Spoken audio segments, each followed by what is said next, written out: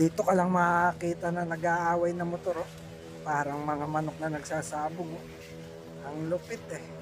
Paano kaya nangyari yung ganyan, no? Nagkasabong-sabong yung mga motor. Hindi nila mapigil eh. Di ba? Yung isa tumatakbo eh.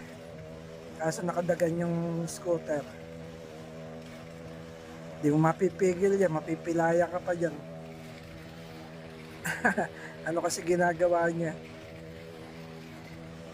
Ayan tuloy. Ubos yung clearings ng motor niya.